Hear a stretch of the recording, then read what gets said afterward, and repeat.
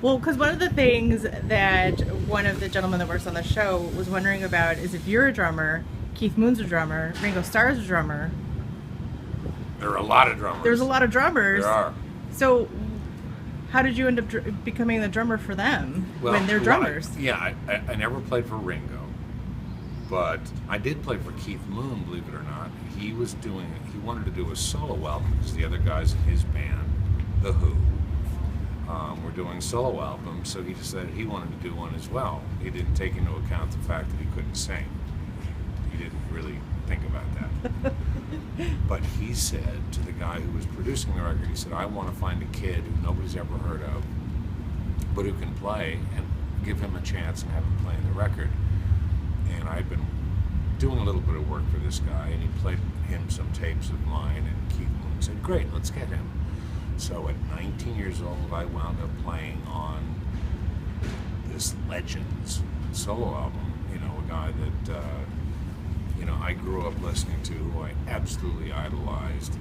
And I played for a lot of people and played on some records that did well and all that, but that was the highlight of my drumming career and the thing I'm certainly most proud of.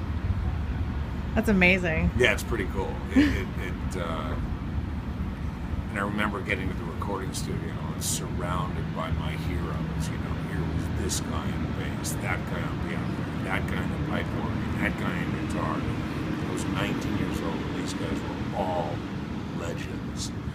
So it was scary, but so surreal and amazing. And I saw Keith Moon one more time before he died, and I was living in London playing drums for another guy.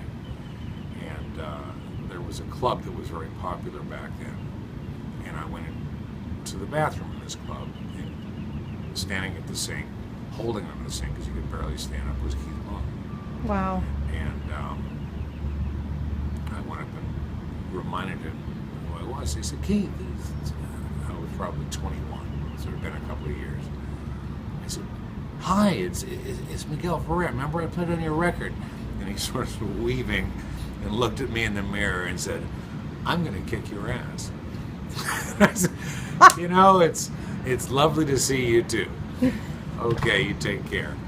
And I think he died 6 months later, something like that. So wow.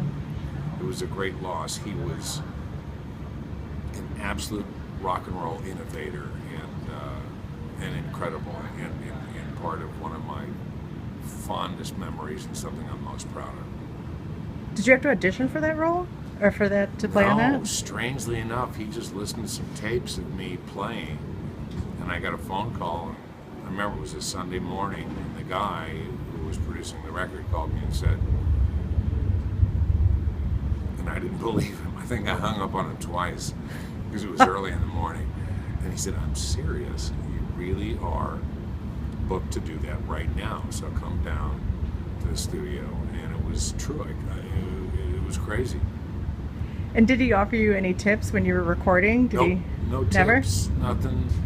No, do it this way, no, do it that way. Just, he was incredibly polite, totally sober, dressed very conservatively, and very businesslike, but yet warm.